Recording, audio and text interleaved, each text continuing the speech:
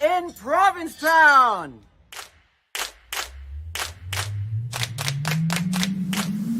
Good morning, everybody.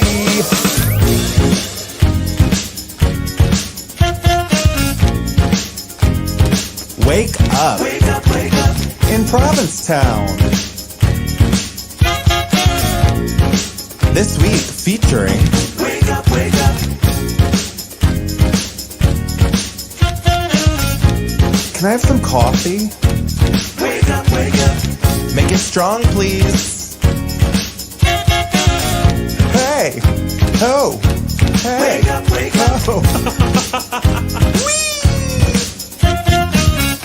No, really, can I have some coffee? Wake up, wake up.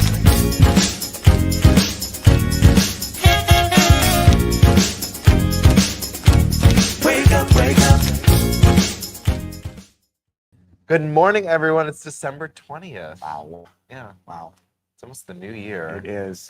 Bob is out of town this week, so we have Mark. Here I am. Hi, Mark. Hi, everyone. Bob is in New York seeing plays. Seeing like every play you want, anyone would ever want to see. It's like Oh Mary, Sunset Boulevard. Death Becomes Her. I've heard that's so phenomenal. I know. I love.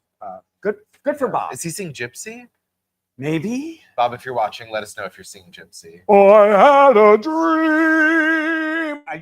Why leave when you can see it right here? I have heard her version of it, and I absolutely adore her. But I would have to see it in the whole piece because I'm just used to, I've grown up hearing brassy versions of that song. So to hear something more melodic and operatic based, I think I'm not so into it. But I just watched a video of Angela Lansbury doing it. So amazing. Oh my God. Yeah. I saw Time Daily. No way. Yeah, and when I saw, oh shit, I just had her name. I saw Time Daily do it, and she wasn't known as a singer. Yeah, and we went to go see it, and she was not a singer. She's a phenomenal actress. So she was like, I had a dream. She's like that. But she was very much that. But it was, that piece. You hear that. When they talk about a perfect musical, that is a perfect musical, probably the most perfect musical, because it actually talks about it's what a meta, because it's a musical about musicals and showbiz. But that fucking score starts to play, and literally I get goosebumps. Oh yeah, it's incredible. Yeah. Hey.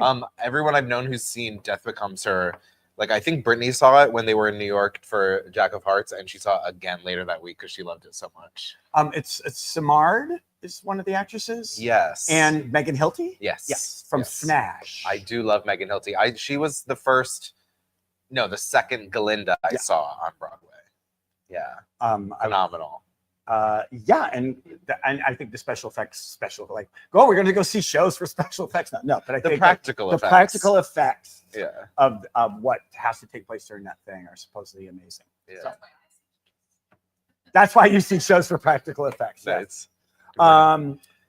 So how was your week? My week was busy. My big project this week was I know I've said it before, but if you haven't watched one of those episodes, I'm now the new bar manager over at the Gifford House. And this week, my big project was rolling out a brand new cocktail list there, which was so much fun. I rolled it out on Monday night, and I bartended Monday and Tuesday, and had a lot of friends come in. Excellent. Yeah, it was really cool. I'm doing clarified cocktails with butter, milk. That sounds amazing. I know. Well, I was talking to, speaking of, do you know Ben from the Beer Garden? Yes. So Ben from the Beer Garden is also doing cocktail classes at the Gifford House on Sundays at 5. So we've been working together to get that off the ground. But also we were like chatting about specifically clarified cocktails, and he's like, they're great, but people are scared of them. I had one here for Trevor's wedding. You're right. They had a milk punch, whatever, and I was like, that is not for me. And then I had it. I was like, okay, I get this. But also I'm like, you can cross if you want. Oh yeah, you can. Good. But I'm doing clarified cocktails. A lot of people don't know what clarified cocktails are. Basically, you put all the ingredients for a cocktail into a container, and then you add milk to it. And basically the lime and the acid in the cocktail reacts with the milk. Curdles. And then you basically strain it and you strain out all the curds, and what you're left with is a clarified cocktail, and it's so good. Okay, I will try it. Yeah. I mean, and what do you do with the curds? You make like boozy cottage cheese? You Like throw it in the garbage. Is there not a use? There might be, but if you are a chef or anybody who knows, like if there is, because otherwise it's wasting food. like right? tequila soaked milk curd. I'm sure, girl, tequila cheese. Tequila butter. They make port wine cheese. That's true. You know what I true. mean? Like, would there be like a Actually use for it? There's a restaurant in Boston. A tequila cheesecake? It's a tequila restaurant, but they make añejo infused butter. Yeah, I bet there's a use for it. Temazcal, that's what it's called. Ooh, temazcal. Yeah. But come on in, give them a try. They are delicious. And basically what makes them really nice is do you know how when you drink a margarita, it like really gets you? Yeah. It just goes away. So it takes a little bit of the acidity out. It keeps Most the of the acidic acidity. flavor, Yeah, but takes the acidity exactly. out. Okay. Yeah. But not if you are lactose intolerant, you may not have one of these. I'm not drinks. sure I would say no though. I'm not positive, but I would say no. Yeah. Or if you're sober, you wouldn't want one either. Because of the alcohol. Yes, because there is not a non-alcoholic version of this particular kind of cocktail. There could be, and there is going to be on my menu soon. Yes. There were 2 drinks that I wasn't able to that I planned on putting on the menu that I didn't get to be on the menu, but one of them was I have one non-alcoholic cocktail on the menu now. I'm going to expand that to probably like 3 or 4. I know, especially living in Provincetown, it's like no one drinks in this town. No one can afford to. But I just think living in Provincetown, you're like, it's such a constant party that eventually you get to the point where you're like, I can party without the party. Yeah. Right? It's a social thing. Yeah. Where a lot of our social activities are tied into alcohol. Because I just want to hang out with people. Yeah, which I is don't why need I to spend wanted $75 to do it. right. Which is why I wanted to put on some non-alcoholic cocktails so Great. that people can come and enjoy and have fun and be social. Well, I will see you on Monday. Perfect. Oh, right, for Cody Plays. Yeah, we have Cody Plays this upcoming Monday at 7 o'clock in the Wild Room, which is always a good time if you don't know what it is. A bunch of fools get a script. We don't even go over it. We just do a script. It is, no, there's one this 23rd. We'll find upcoming out. Monday, and then there's one on the 30th. Ugh, yeah. No, I'm pretty We'll sure. see. Because Katie Pentadema said, I will see you on the 23rd. Okay, perfect. We'll figure it out. We'll let you know by the end of the show. Hopefully someone will text us. Someone will let us know. Yeah. Yes, Work. thank you. Okay, one on the 23rd. Shoo. Perfect. Yeah, but come by, see me, have a cocktail. Yeah. Have a clarified cocktail. Exactly. Well, that's awesome. Yeah. What else did you? That's it. That's it. No, honestly, that is kind of it was a lot of work because clarifying cocktails takes a lot of time. What? It does. I know. I'm not making fun of you, actually. And just like getting all the Well, you have to get like a whole new kind of system for the bar, right? Exactly. Yeah. And how long does this, like, so you batch this? Yeah. And it's just, how long does it keep? Do we know yet? Forever. Because like cheese keeps forever. So I guess. I was talking to Ben. Yeah. And Ben knows. And no, Rec knows. There's very few bartenders I'm intimidated by in this town, and Ben is definitely one of them. Oh. Maybe the only one. But he was saying that he made a clarified cocktail over a year ago and just tried it again, and it tastes delicious. Wow, that is a very risky. Well, no, milk clarification is one of the oldest preservation techniques in the world. Sure. Okay. Yeah. All right. Mhm. Excellent. Yeah. So come by and hang out. It is a lot of fun. I want a year from now, just like batch one up and like have it sit to the side. And a year from now, we'll open up like, okay, folks. Well, hopefully people are coming in and drinking it. Nothing there won't be a blast. Okay, that makes exactly. sense. One thing I did do this past weekend is on Sunday I went to the Commons Winter Market. Oh yeah. Yeah. So it was a lot of the Commons artists. My friend Lance was there. Jimmy. Oh, I saw you. Oh yeah, you were there. I was there.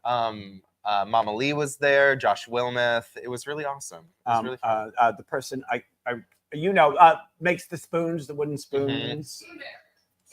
Gage, yes. Gage, the spoon bear? Spoon Bear is their Cool. handle. For I love that. Winter markets everywhere. And there's also a group show up right now that's really awesome as well at the Commons. Absolutely. It was an open call for artists show. Yeah. I was there because I was speaking to Leslie Marchessault, who is the new executive director there, because we are working together to do the Winter Windows project. So we finally have the artists and we finally have the art. And it's so great that you partnered with them. Leslie just came into the Visitor Services Board to speak. And one of the things she mentioned was everything y'all are doing with the windows, which seems really exciting. Yeah, it is exciting. Yeah. It's good just because it was just me doing all of it, and now she and I were like, "What do you think of this?" And she was like, "I don't know." I'm like, "I don't really like the." But it's good. Yeah. It's good to have someone. And also, when we went in to pitch this to businesses, I was like, "You should put art in your window." And she's like, "Hi, I'm Leslie," and you know, it's very good cop, bad cop. Yeah, it is very good cop, bad cop. I did see Naya Bircher in the ice cream shop. Yeah, so we put those back up, and then she's creating a new piece for the Commercial Street side. So there's going to be like a wraparound of images, which is, you know, look, it's the ice cream shop and she paints ice cream. So it's a perfect fit. Yeah. And obviously Benji and Paul's stuff is back up at Cafe Heaven. It will be there until Cafe Heaven closes, or if they ever should shut down. We have Spiritus this year. We also have Boobalas. We have the Puzzle Me This, and they also own the General Store. So the General Store, which is right near the juice place. Oh, right. Yeah. So that is another few windows. Trevor Mikola's going to have some pieces at the Portuguese Bakery. Cute. A couple of roosters. So we have it's getting, awesome. You know, it's more and more, and we'll add more every year. If you have a business or you look at a business that has brown paper, the West End, even Old Baby, like you guys are like arts people, and you put brown paper in the window. My God. Yeah. Anyway, bylaw next year, you can't do it. Bylaw.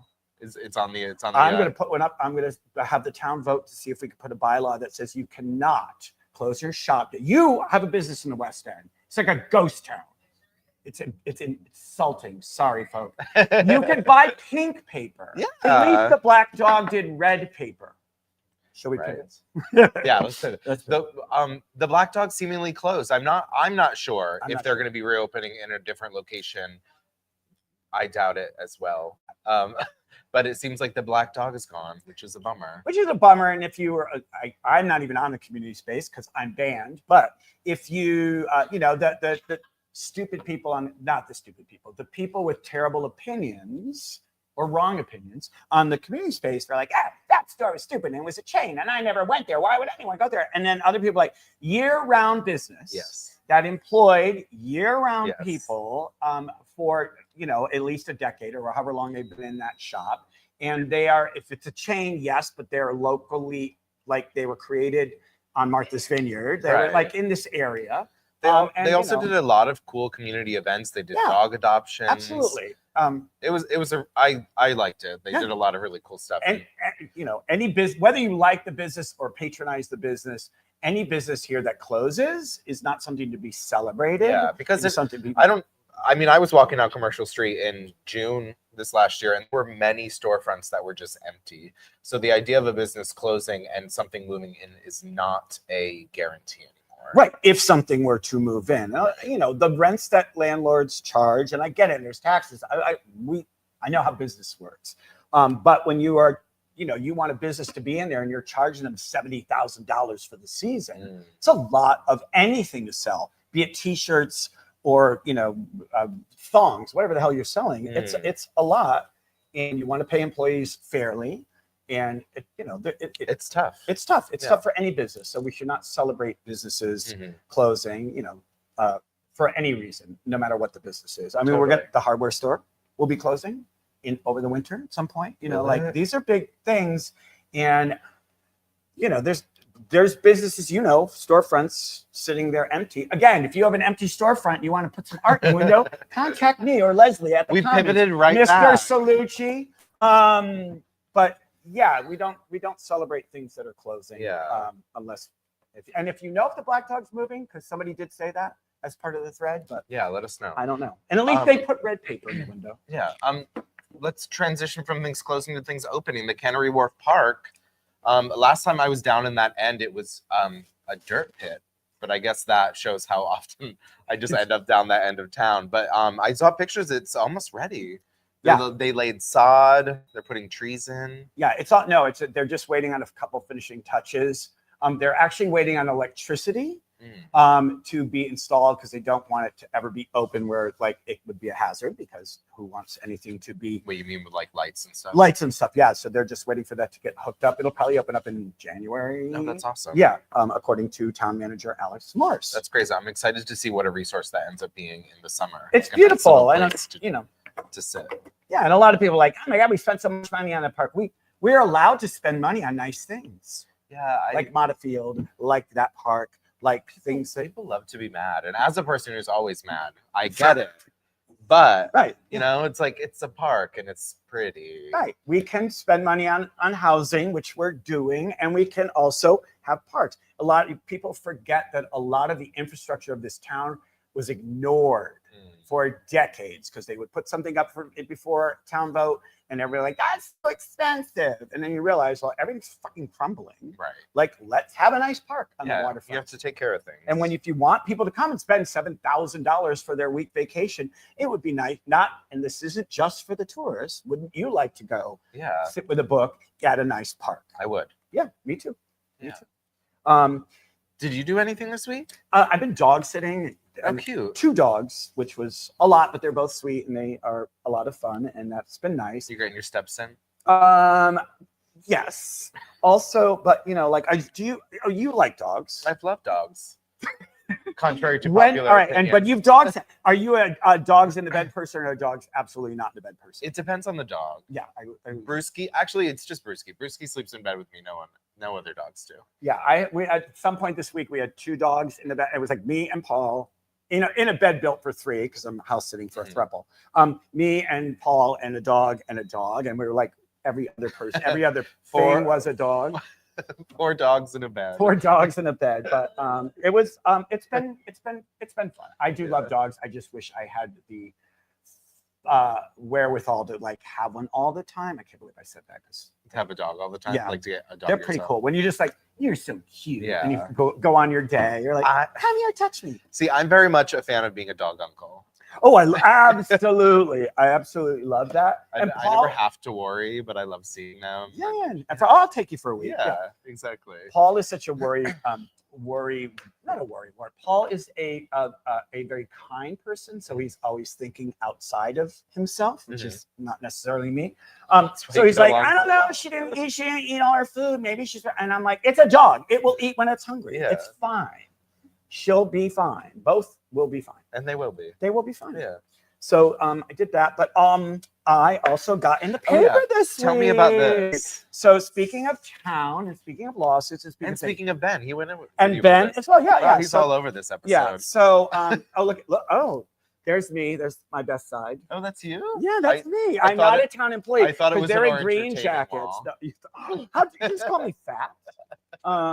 Anyway, in the article in this week's Independent, there's an article about if you were anywhere in the East End a couple weeks ago when we had that the night of Kook, that projected storm that came in, and it was a storm, high winds and stuff. The town deployed. Oh, I have a clip too of this. The town deployed its first, and it was not an experiment. It was like dry run, let's say. Because the storm was coming, they're like, we have these new, I know, right? We have these new barriers that are designed to prevent floodwaters from like pushing through into a I've neighborhood. seen these before, and they were protecting a hospital in, where was it? Oh yeah, for the Florida one. Yeah, exactly. I mean, and they work in the town, and the town purchased these as an experiment. They were allocated money in the budget to try these different things. We have a sandbag machine now that fills 24 sandbags at a time. Because if you've had any inkling of flooding before, you would have to like go to DPW. They would give you up to 15 sandbags. They were very stingy with them. And then you had to fill them yourself. So you had to have someone with a truck and put them in the thing and blah, blah, and by the time you got to go lay the sandbags, you're already exhausted and your back's broken because of the sand. Now we have a sandbag machine. Do you fill them from sand on the beach? No. I was going to say, where do you get the sand? Las Vegas? No, you get, some people got sand shipped in from Las Vegas. Oh my God, I love this. So there is a sand pit at DPW, and that's where, and they get it from somewhere else. And the sandbags get filled, blah, blah, blah. But now we can do 24 at a time through this machine that we purchased. and it was good investment because now the DPW guys are like, you need sandbags? We'll do it for you because it doesn't hurt them physically to do it. That's great. And we have to sandbag. That's the thing. These floods are happening. So 2 things about the sandbagging thing. One is, if you have property in town, it is your responsibility as a property owner to protect your property. The town legally cannot have town employees set up a sandbag barrier to protect your property. Because if it were to fail, you would then sue. One could sue the town and say, I thought my house was protected while I was in Florida. And you did that. If you're in Florida right now and you don't have you're in a low-lying area and you don't have your property sandbagged and it gets flooded, I'm not going there and throwing sandbags down, baby. Like, hire a company to do it, hire your neighbors to do it. You better have a plan. So we in the East End at Howland Street, which had some devastating flooding a couple times in a row. Quinn is quoted in here, and Jean Marie Cusio, who also got flooded out that Howland and Commercial Street area. We have gotten a little neighborhood to group together to figure out what we're doing. Like, when a storm comes, we're going to make this phone tree and whatever. And we're sort of the pilot. The town is being proactive. Jim Vincent at the DPW, Dan Riviello, like, everyone is and Tim Fumalari, everybody's sort of being like, this is going to happen. And you don't live, as Quinn said, you don't live by yourself in this town. And if your place floods, or if you're sitting up high on a hill and you're like, well, I'm never going to flood, but everyone below you floods and those houses are empty for a year because those people aren't there, you're now living in a ghost town, which is kind of what happened up on Howland Street. Why would you want to see anyone's place get flooded? Totally. So we are being more proactive. The town, we're having a few meetings to decide, like, we're going to put 150 sandbags at locations, shrink wrapped, because they're not for you, they're for us in an emergency to go and deploy sandbags that will already be in these low-lying places, if that makes sense. So again, we are figuring it out as we go. There is no real, like, how do you get a neighborhood? Like, we are figuring out how to be, and Ben is one of the people that we're going to do sandbags at St.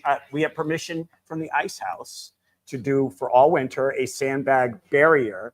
What happens is water hits the seawalls and then splashes over 5 gallons at a time. That water now hits a parking lot and then goes as a river into the street. And the flooding happens at that high tide time. Because if you don't know, our stormwater drains don't work when it's high tide because they're below the water line. So we have to wait for the tide to go down so that water can drain away. So we're just putting up like a stop. So that's what we're doing. I mean, this is also a great example of how any person can get involved. Yeah. Like, you have no official capacity in this. Zero. I shouldn't have been touching this. Sorry, Dan. Sorry, Alex Morris. Sorry, I should not have touched that. But you said, like, you're like, I'm a concerned citizen. I want to do something. And it seems like other people on the same vein have come into it. And anyone can be a part of this conversation and this work. If you live in a neighborhood prone to flooding, reach out to the town. There's a Coastal Resiliency Advisory Board, the CRAB. Reach out to the town and say, who do I talk to about CRAB? Coastal Resiliency Advisory Board.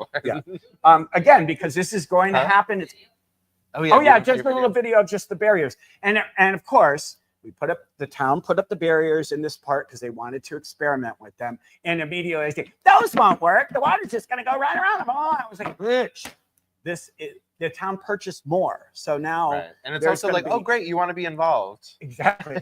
While you're sitting behind your computer high on your hill saying, I don't know why they did that. Anyway, they actually purchased more barriers so that there's a longer run. Oh, great. And these barriers stacked, they're easy to deploy. It took the town like 15 minutes to set up 100 feet of them.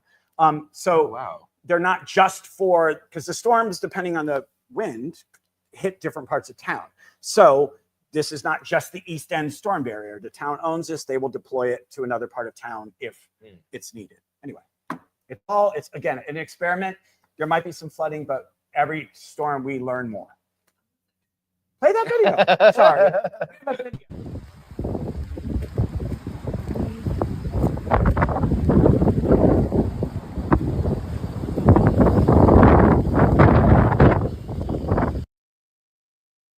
So, that's the flooding thing. That's cool. Yes. And very important. Oh, especially absolutely. after these last few winters we've had. And what was good is like there was someone from an NPR station there wow. recording. Like Cape Cod Times had a reporter out just because they're like, every town is going to have to deal with this, and we're kind of getting ahead of the curve, thankfully. Which is great. Yeah. Yeah. Yesterday I was at Seashore Point. Oh, fun. Cindy Gast every year organizes a Santa's shop for seniors or whatever. Oh, Basically, right. they get donations. She goes shopping for the people at Seashore Point, and it's twofold. If some people don't leave, some people don't have families, but other people that are there that really aren't can't leave for whatever reason, can't go out and shop for the grandkid or this brother-in-law or whatever. So they have a little store set up, and Cindy goes and buys all these things, and then they get some fun money because if you're generally in one of those places, you aren't allowed to have assets. You get $72 a month, or you're allowed after the spend down because the state is paying for your care. So you're getting meals, you're getting housing, etc. It's ridiculous because it's America. But they take, so she gives you some money and you go shopping in the store, and then the elves wrap the presents, and then they go back to you. I normally play amazing. Santa. Yeah, I've been doing Santa for 3 years, but there's a COVID outbreak. There's a COVID outbreak at Seashore Point where I was yesterday. Great. We were separated. We were in a separate room, whatever. Do you know Tracy Love? Tracy, she's been a bartender here for years. Yes. Tracy and Maureen, who works at the post office, were there, and we were rapping and stuff. And I don't really know them all that well. I've known Tracy forever, but so normally we're in this room and we're being all because of not the patients, the guests or whatever they're called. Residents are coming in and out, so we kind of have to be a little bit chill. But there were no residents in the room where we were. So it's me and Tracy and Maureen and another volunteer. So we're like, oh wow, yeah. Here's this president. I hope they live long enough to get it. Like we're just like shit talking. Jesus Christ. Look, you have to have a sense of humor when you're in that environment. And I had a blast with Maureen and Tracy, and oh, that's fun. Yeah, it was really fun. And speaking of Tracy, she was the bar manager at Luke's Lobster. Oh, right. So I got the skinny on that because I was like, aren't they supposed to be open year round? They're a chain, and that's why we gave them a license so that they would be open year round and serve a full menu. So and Raina was the GM for this location, and Tracy was the bar manager or whatever. Evidently what's happening is they are reopening in May. That's great. With their full menu, etc. But they're bringing in some people from the other part of the business to operate this business, like from the main place in Maine. Corporate is coming in. So she did say she was treated well, like this. She gave up a good. We love that. We love that. Yeah. So, but we will wait and see. Yeah. Another place with windows completely empty, right when you come in off the parking lot. Next year there will be art in those windows, unless they're open year round. So that was that. What else? I have some news. Oh, let's do some news. Yeah. Women's basketball news. Yeah. Yeah. So the Tennessee Lady Vols, which is the women's basketball team at Tennessee, they are historically a really incredible team. They've had some rough seasons this past few seasons. They weren't ranked a couple of weeks ago, but this past week they set an NCAA record of 30 3-pointers in one game. Wait, 30 3-pointers. Wow, that's a lot. So 90 points all from 3-pointers. The previous record was 28 3-pointers in one game, and they got 30. I think they scored like 140 points in the game. Wow. Is their court and is their court size smaller? No. Same size. Wow. Yeah. Wow. Okay. I'm not positive, but I think the women's 3-point line in basketball got moved farther away because they were before the men's. Like the women's moved to the NBA 3-point line because their skills are better. Ooh. Yeah. Yeah. Well, I think that's awesome. Yeah. So big congratulations to them. I do have another like politicky story. That's okay. We're allowed. Yeah. We're good on time. The politics has been crazy lately, and I don't want to say that the Luigi Mangione shooting of the CEO of that healthcare company is political, but it is entrenched in political ideology and the idea that people deserve healthcare and all that kind of thing. And I think the way people rallied behind this incident, and I'm not saying they were cheering on the murder, but I'm just saying like the kind of eyes it brought to the healthcare organization. Sure. Yeah. Sure. Yeah. I think is really important. I think it's great that people are taking a step back and looking at our healthcare insurance providers and what they add to, because they had nothing. Right. But I'm just seeing these progressive ideals as like kind of a winning strategy for Democrats moving forward. And this past week, so AOC was up for the House Oversight Committee. She wanted to be the ranking Democrat. She ran for this, and Nancy Pelosi specifically kind of went around and told people to not support AOC and instead to support Jerry Connolly, who is 74 years old and last month announced that he had throat cancer. So Nancy Pelosi, fresh off a hip replacement surgery at age 84, made a push to support 74-year-old Jerry Connolly instead of AOC. And I'm just worried that they're continuing again down a road that has been proven to be a losing strategy over the last 10 years. I had a new voice. Yeah, exactly. And isn't there like no, and I've been kind of saying, are there no women that are be running any committees in the new administration, so the Democrats leading different committees, there's Richard Neal, who's 75, who leads the Democrats in the Ways and Means. There's Frank Pallone, who's 73, who leads Democrats in Energy and Commerce. Maxine Waters, who's 86, is the ranking member of the Financial Services Committee. And Rose DeLauro, who's 81, will helm the Democratic presence in appropriations. No, I believe in generational, like if you're doing that job, I believe in that. Like I've been here for 30 years. I know how to make this work. That's why I keep getting elected. And like there has to be a generational legacy of this. Mm-hmm. There has to be the firebrands. Unfortunately, the firebrands now tend to be right-wing by throwing Molotov cocktails and burn it all down. And there has to be like, you need all different levels of experience in Congress. And then, just because someone's going to have a new idea, someone is going to be like, that was great, I had those too, and it didn't work out. And then there's going to be people like, this is how it gets done. Like you need those levels. But again, entrenching with, and part of the game of Congress is like, I've been here 30 years, I get to sit on this committee. Yeah, I'm not saying it's good or bad. I'm saying that's the reality. I'm saying it's bad. All right, that's fine. Me. That's fine. That's my take. That it's bad. Yeah. I mean, maybe they were just like, oh, he's 74. He's got throat cancer. He won't be around long. So then, Yeah.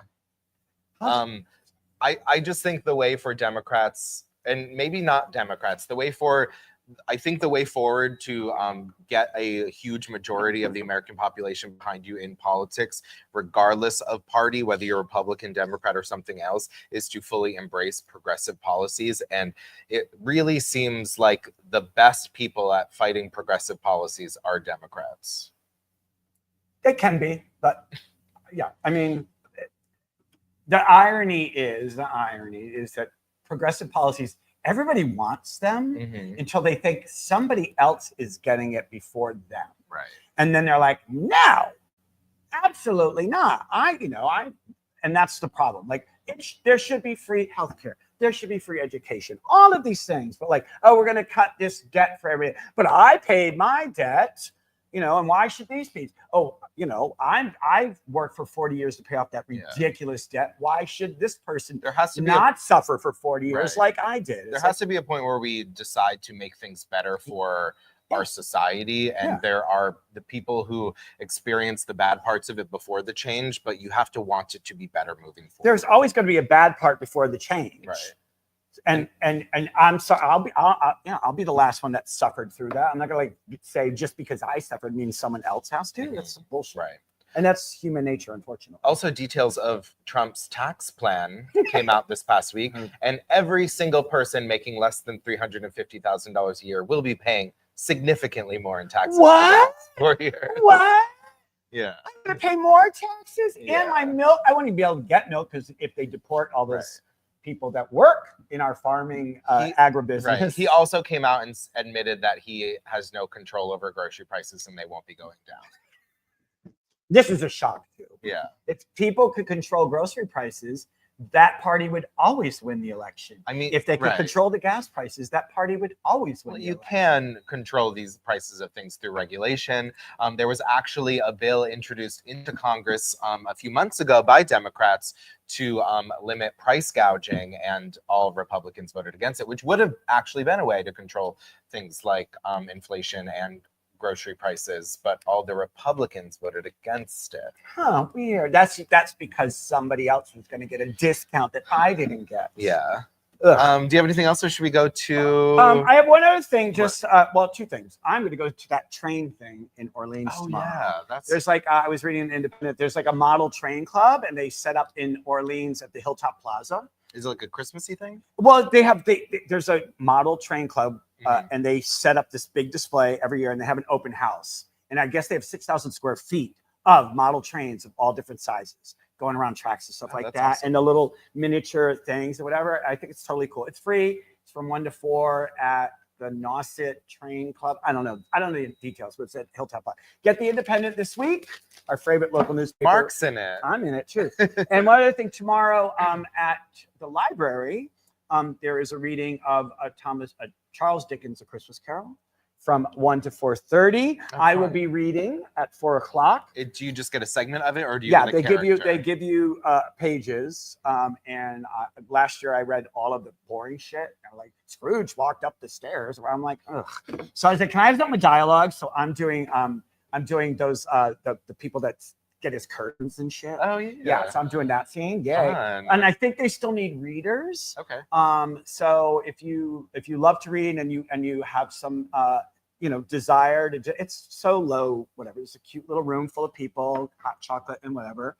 And you just read 4 or 5 pages, but they do need some readers. Oh, that's awesome. So reach out to the folks at the library and get involved if you want to. Perfect. Yeah.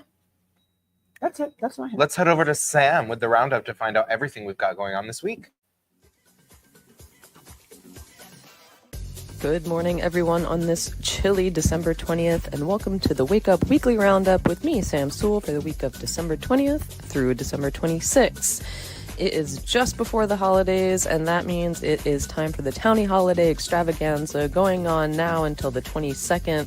Look at that lineup, all singing, all dancing, all Townies. Get out to the Provincetown Theater and get those tickets now. Also, Water's Edge Cinema, from the 20th through the 23rd, they will be showing holiday movies like Elf and Meet Me in St. Louis. Go to ptownfilm.org for the full lineup of all that they're showing this holiday season. Then on Saturday at the Canteen, it is Ugly Sweater Weekend at the Market from December 21st through the 22nd. Wear your ugly holiday sweater to the Market and you can get 10% off food and drink purchases made at the Canteen booth. There's also prizes for most creative outfits, so get your ugly sweater on and go to Canteen Holiday Market. Also, there's a reading of The Christmas Carol, Saturday, December 21st at 1 p.m. And if you haven't yet and you would like to sign up to be a reader, you can sign up today and email Deborah at the email at the bottom of this screen. Also, happy solstice, everyone. They are having the winter solstice bonfire at 3:30 with full intentions to go to the Gifford Sole Luna event afterwards, because that is starting at 6:30 at Sole Luna, where you'll walk over to the Gifford House as a group and enjoy a sound bath and fire pit and hot cocoa afterwards. Happy solstice, everyone. And on Sundays at the Gifford House, they're holding Wintry Mix. You can join Ben every Sunday all winter long in the wild. Enjoy lessons on wintry cocktail classes. This is at 5 p.m. Also on Monday over at Water's Edge Cinema, they posted their holiday hours. Monday they'll be showing Queer, Meet Me in St. Louis, and The Black Sea. They'll be off on the 24th and then back on the 25th showing Complete Unknown and Baby Girl. Then on Tuesday, Latin Night is holding it down over at the Post Office Cafe. Go enjoy their sweet, sweet tunes at 8 p.m. And on Wednesday, Tiki Bronstein brings you Bingo at the A House, starting at 9 p.m. with dancing to follow afterwards. Upcoming, stay tuned because we got a lot of stuff, including Salty Market's Ramen pop-up starting on the 28th. And shameless plug, I will be DJing at the Underground for their New Year's Eve party. It's free entry, and they're having a champagne toast at midnight. And also, First Light is just upon us, and if you would like more information on all the festivities, please visit ptown.org for all of that information. As always, if you would like me to promote anything upcoming, please email me at samsoarts@gmail.com. Happy holidays, everyone. Take care and rest easy.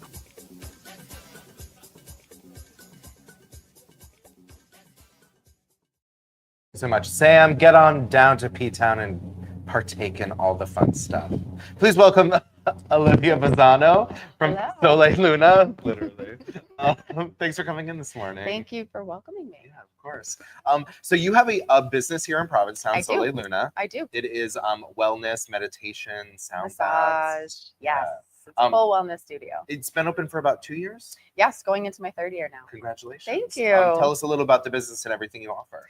So I specialize in massage therapy mainly. So I've been massaging for about 17 years. And a part of massage, knowing on how to take care of the body, I've learned more about meditation and yoga. So sound practitioner. So I love playing with Tibetan bowls and gongs and crystal bowls and teaching restorative as well, restorative yoga. And then I also have a full retail boutique. So any of the stuff that you want to continue your self-care practice, you can take it at home. You can bring it at home and continue. So it's fun. Yeah. How long have you been in Provincetown? I grew up on the Cape. I grew up in the Mid Cape, but I've been in Provincetown now since 2022. Yeah, it's been great. Yeah. So you are doing a sound bath in honor of the winter solstice. Yes, the winter solstice is literally tomorrow. So I'm so excited for that. Yeah. Go ahead. No, I knew nothing. Like I walk by your business all the time, stuff like that, and it's just like I'm one of those people like, not for me. Yeah. And then It is for you though. I know. And then Sam suggested having you on the show because of the solstice sound bath that you're doing. And then I read the article in the newspaper in Independent this week. Yes. Fortuitous. I know. And I realized, I was like, okay, I get it. I see why people would enjoy this experience or get something out of this experience. What is the experience, and what would you get out of it? What The biggest gain that you get, it's different for every person. So even if you're in the room with other people, your experience is so different than what anybody else's will be. So my favorite part is from sound itself, the different tones, they affect your body differently, and you feel it in different parts of your body too. So it's a very sober way of sedating the body. It's a great way of having it being a connection together and stimulation, but not intoxication. So that's what makes it really lovely, is because you feel this like endorphin. You feel such a beautiful like relaxation, activity, like action, but then also like deep restorative effect from it. do you go? So I'm going in for a sound meditation. Yes. Okay. Do you go through a progression of like low tones that will like sort of relax you to high tones that will energy? Is that all part of the same thing? Or do you, I go in, I'm stressed out, I want to. Of how the notes are and how big the bowls can have a deeper sound and resonance. So you can have a whole scale of bowls that will be all the same size, so the same projection of sound, but they're all still tuned differently. So, but absolutely. So I play the root bowl to root you, to ground you, and then to bring you up into the heart space and feel more like love and like creation. And then I end it to the B note, which is crown, to like enlighten you and bring you higher up. So there is an intention on how I play it, so that way you can see the effect. But depending on how they are, like if I can sense if they're more restless in a way, then I'll be a lot more softer and not too active. So it depends on how the person may be. Right, because I imagine it's just sort of, it's focusing on being present. Yes. Just like hearing the sound, feeling the tones, or Yes. whatever, and that sort of recircuits what's in your brain. Exactly. And meditation, it's physically impossible to not have a thought. It's something that you receive thoughts, and that's what I always like to remind. You receive around 65 to 70,000 thoughts a day. Damn. You receive it. So how long you hold on to the thought chain and the thought process, the goal in meditation is to not think. The goal is to just be with your breath, be with the observation, receive the thought, say thank you, and then come back to your breath. So it's a practice. You're never going to master it. It's not something that you get a certification in mastering meditation. No. Good luck. Like that is not going to be. Because whenever I will like do yoga and people are like, clear your mind, I'm like, now all I can think about is You're like, I can't wait for my dinner later on. What are we doing exactly. after this? Like, what are we doing out? Of course, Yeah. but that's as I try to use as a visual of like a sunflower. to think of like each petal is your thought. So how far are you really staying on the train of thought is how long the pedal is until you come back to your center. So it's like, so just as like a fun playfulness of like, oh, well, what am I really going to do afterwards? Am I really going to do that? Like you're still thinking, come back. Like, oh, okay, it's all good. Like I'm here now. This is where I am right now. I'll deal with that later. Right. Because that's, I mean, why would one go intentionally to an activity If you're not if in you're the not- activity, that's like be a Oh, I'm part gonna of look at my phone. it. She's dinging that bell. I'm gonna look at my phone. Right. Like be in the present moment, because it's temporary moments. Like it's temporary impermanence. Nothing is permanent. Like the joy is temporary. The discomfort, the anger, you know, like the frustration. So I love finishing with right now. Like I'm just not going to deal with this right now. Or I'm meditating right now. I'm on a diet right now. Or not drinking right now. Like it's just temporary. Right. 'Cause you can't. That's a really good way to live your life. Nothing is permanent. You're Right going to now. go back to it again, maybe. Or like you know, like a conversation or like nothing. Just have fun with the play. Like just be playful. And that's what part of meditation and part of the winter solstice being that tomorrow, it's the longest day of light. It's your chance to really reflect on the year. The actual ceremony tomorrow, everyone will be meeting at my studio. I'll be giving you a lotus flower that will be illuminating. We'll all walk to Gifford House. And after we get to Gifford House, that's when you'll receive the sound bath for about an hour. And after the sound bath, I'll give you a little piece of paper to write down what you're willing to let go of from the year, whatever it might be. We'll be around a fire pit, place your offering in the fire, everyone individually. And then after everyone does it, because you can do it silently too, it's not necessarily to share. But then just say something you're grateful for, something that like you're really excited to look forward to. So it gives a chance to honor what the year past was or what we're looking forward to for the future. Like it's shining the light to the future. It's also, it's putting the intention of, instead of having all of the noise that we bury ourselves in, you're like, okay, I'm going to make a conscious effort to think about what's happened, think about what I want, whatever. Right. You know, just that's half the acknowledge battle. it. Yeah. Yes. Receive like everything that if you don't like it, you're still you still learn something from it. Like even if it was like a shitty experience or whatever, it's like, all right, well, take it and hang it up and move on from it. Like still go through the process of the joy and, you know, challenges, you know, and then that way you feel lighter. You don't feel as stuck. I like this practice for like a winter solstice because it's right next to the new year, which everyone kind of views as like a fresh start, but so many people usher it in such a chaotic way. Yes. So to choose the winter solstice as kind of like a grounding gratitude practice is and solstice and equinox, I mean, that's part of the 4 of the year, right? This past year I was in Thailand in April, and I try to go every year for education. And I was there in April during Songkran. Songkran is Thailand's New Year.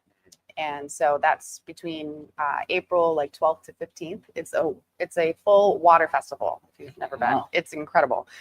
But so part of it is they're washing you away from last year and giving you prosperity to the new year. So like you want to get squirted with a gun, like you want to get washed with a bucket. Like so I'll be like walking out of a temple and like yeah, literally like just driving by and I'm like, what the heck just happened? Like squirt gun. This little old man with no teeth and he's like like squirting you down with a squirt gun. I love that.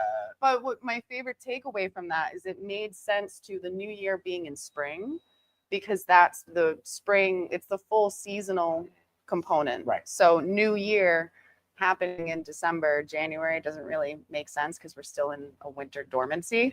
So that's why I really like shining the light on the solstice to be the concept of this is when we're really honoring the new year, honoring the new beginning of what happens last year and what's going to be coming into the new year. And I think there was a quote from in the newspaper yesterday about like, you know, going into this winter.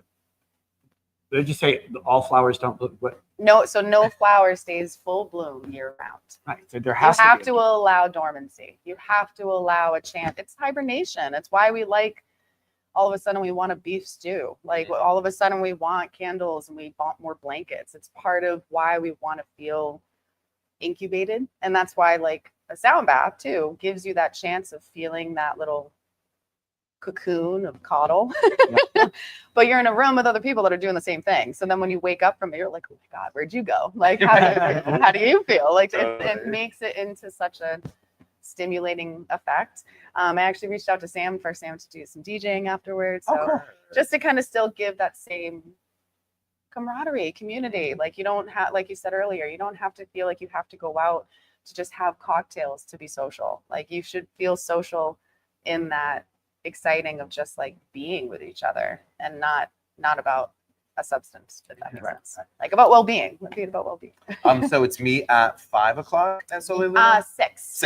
Yeah, 6:30. So once everyone gets there, we'll walk over to Gifford House after, and then that's when we'll settle in, get all cozy. And we should be there till about 8:30, 9 o'clock. So there's no rush to depart. That's the exciting part. Yeah. And how does, so it's just meet up there? Do they have to sign up or what? If you can, that'd be great if you could sign up ahead of time. So that way I can get yourself nice and cozy and comfortable. It's $40 if you'd like to join. But also if your suggested donation is $40, but I would love for anybody to just be a part of it. Cool. Yeah. Well, thank you so much for coming. Thank you. I appreciate it so much. Solstice. Yes, happy winter solstice. Thank you so much. Let's head over to Sean with the weather. Good morning, guys, and greetings from sunny Steamboat Springs, Colorado. I've been hitting the slopes this week, gearing up for the holidays in true mountain style before heading south for Christmas. But enough about me. Let's talk about B-Town, where the weather is serving up a wintry mix of drama and charm. Here's what you can expect. Today, it's mostly cloudy and breezy with a chance of passing showers in the afternoon. By evening, some steady snow could roll in to dust the town, making everything picture perfect. Highs will hit 41, dropping to a brisk 31 overnight. Great night for a fire or several layers if you're heading out. Tomorrow, morning snow showers could bless the town with 1 to 3 inches of powder, followed by a blustery colder day. Highs around 34, lows dipping to a frosty 22. Perfect excuse to bust out your warmest woolies and a thermos of hot cocoa, especially if you're headed to the bonfire. More on that in a minute. Sunday, winter steps up its game with the coldest air of the season, low clouds, gusty winds, and highs that struggle to hit 26. Lows, a frosty 23. Stay inside or risk freezing into a towny-shaped popsicle. Monday, the cold trend continues with cloudy skies and highs of 29, dropping to 26 overnight. Not much relief, but hey, it's perfect weather for cozying up with weekend leftovers and Netflix. Christmas Eve, we'll see mostly cloudy skies with a possible wintry mix in the evening. Highs around 34 with lows near 27. Could be a magical start to the holiday if you love a little weather unpredictability. Christmas Day, there's a chance for a touch of white in the morning before snow gives way to light rain. Highs will be milder, 41, lows at 34, just enough to keep things festive and wet. So fingers crossed for a merry and slightly white holiday. Now, a touch of lore. Tomorrow marks the winter solstice, the shortest day and longest night of the year. Ancient cultures celebrated it as a time of renewal, welcoming the return of longer days. Places like Stonehenge and Newgrange were built to catch the first rays of sunlight after the longest night. In P-Town, we skip the rocks and light a bonfire because nothing says solstice spirits like flames, friends, and a crazy cold sunset plunge into the ocean. Speaking of which, tomorrow from 3:30 to 5-ish, join the Towny Beach Bonfire at Herring Cove North. Follow the last pathway to the beach where you'll find a fire roaring and cheer flowing. Bring drinks, no glass, snacks, some firewood if you can, and your warmest gear because it's going to be really cold. If you're one of the brave souls jumping into the ocean to mark the solstice, don't forget a towel. Water temps should be around 43, the air 25. Questions? Feel free to DM me on Insta at Sean.Wolf. After that, head over to the Winter Stillness event starting at 6:30 p.m. at Sol Luna in the West End. From there, walk to the Gifford House for a sound bath at 7:30 p.m., followed by hot cocoa around the fire pit at 8:30. It's the perfect mix of relaxation and holiday vibes. Check out the Gifford House Insta for more info. That's your forecast, Provincetown. Have a wonderful weekend, a Merry Christmas, and a Happy Hanukkah. Guys, back to you at the brewery. Thank you so much, Sean. Around the world weatherman, Yeah, Sean. right. Please welcome Bryan Legare, our favorite shark person. Back again. Thank you, Mark. Thank you, Harrison. How's it going? Really good. Thanks for being here. Always. Did we have you on last year for the polar plunge as well? I think so. Yeah. Yeah. Oh, Every yeah. year for Everything's the polar plunge. blurring together. Yeah, right. Totally. So you are Center for Coastal Studies, and you just came back from your shark tagging extravaganza. Yeah, where were you? Yeah. So I just spent last week in the British Virgin Islands working with another nonprofit called Beyond the Reef, where we're tagging multiple species of sharks to understand their movement and habitat, so we can further protect them and the habitat they live in. And literally a week ago tomorrow was tagging a 12-foot tiger shark on a 17-foot boat. And, it was a highlight of the entire thing. Well, yeah.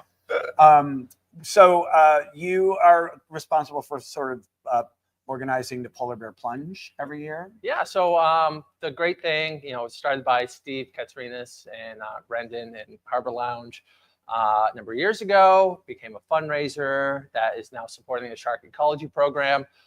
Last year, the Provincetown Business Guild took over a lot of the management, and between Trevor and I and Carmen and the group, we've been promoting and getting this going, and it's been a staple to help the shark ecology program function, especially in a world where funding is going to be weird. And especially here in Provincetown on the Outer Cape, it's like we want to know about the sharks, where they are, so we can know where we can be. Yes, yeah. The foundation of the research has been the white shark work I've been doing to tell us how they're accessing these beaches, and to allow all y'alls to make your own decisions on which beaches you want to go to. Right. I think, was it you who burst my bubble? I saw on TikTok that on this shark tracking app there were two female sharks that constantly got like pinged together, and I thought it was a beautiful sapphic shark relationship, and I was so excited. But it turns out that's not. Yeah, some of the things on that was a little exaggerated. I in my brain, there's a lovely lesbian shark couple up there. You can have them, Perfect. bumping cloacas in the ocean as much as you want. Cloaca, I love that word. So the Polar Bear Plunge is a big fundraiser for the shark ecology program. What type of work does this support? So there's been two real aspects of it. The white shark research we do here, where I'm able to deploy and track these animals, understanding the behavior, also do a lot of outreach and education throughout the Cape. And I've been building a program that was based off of my master's back in the day down in the Virgin Islands, looking at how different sharks use different habitats to live and procreate. Because when we can identify the habitat, we can then protect that and protect going forward. So it's a bimodal, have to find your niche somewhere. So these are the two spaces I occupy.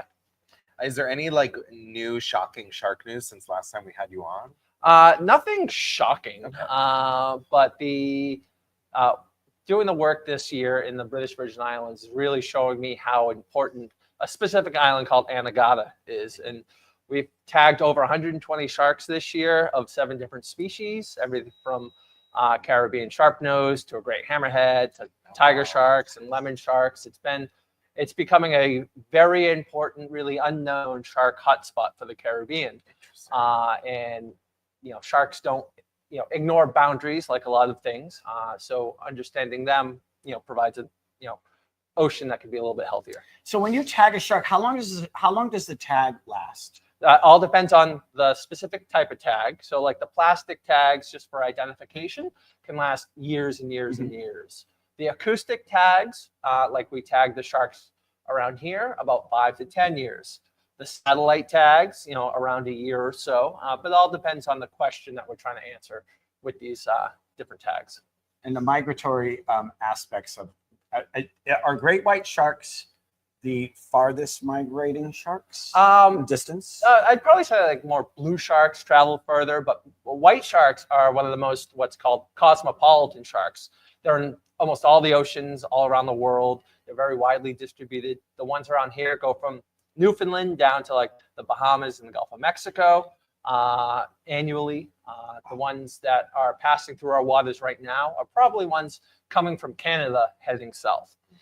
So there are still great white sharks in the waters now, but they're not hanging out here. A lot less, but we generally get the last detections, late December, early January, as the animals have been passing through. When do they come back?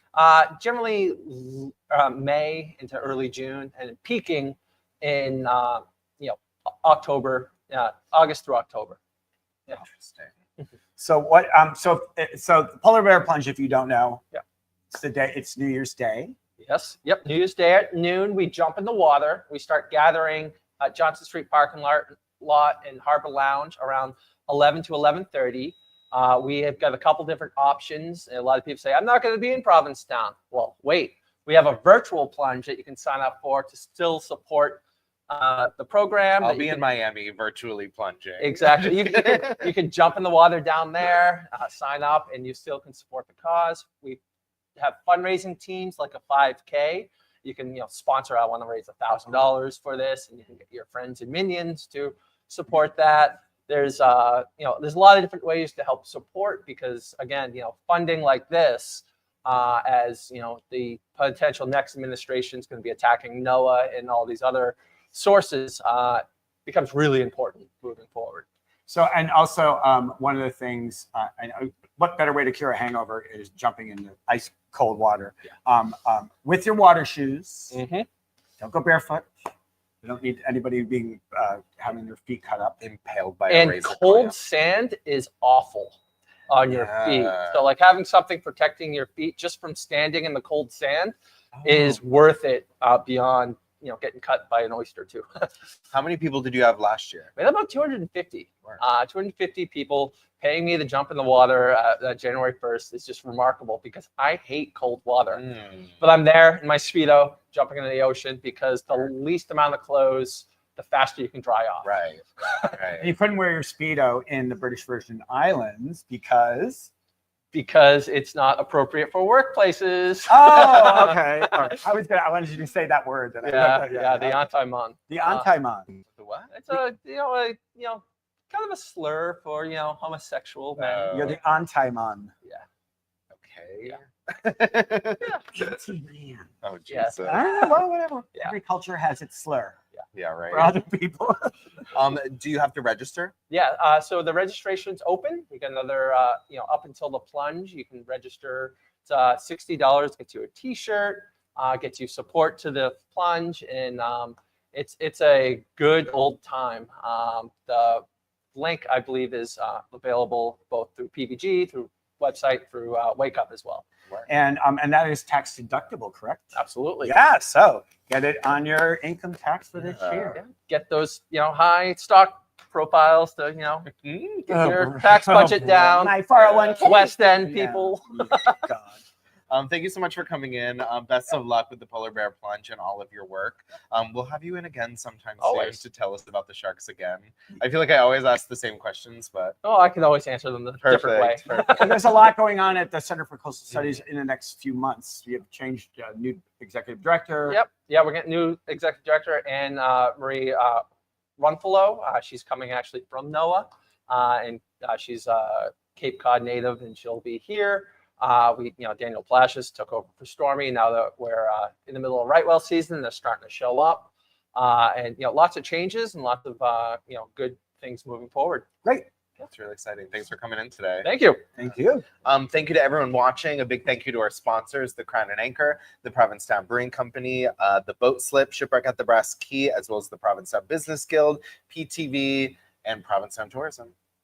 So that's it for today. Thank you for waking up in Provincetown. Wherever you are. See you next week. Bye, y'all.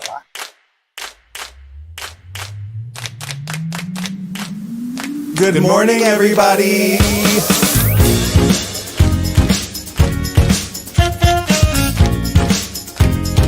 Wake up. Wake up, wake up. In Provincetown.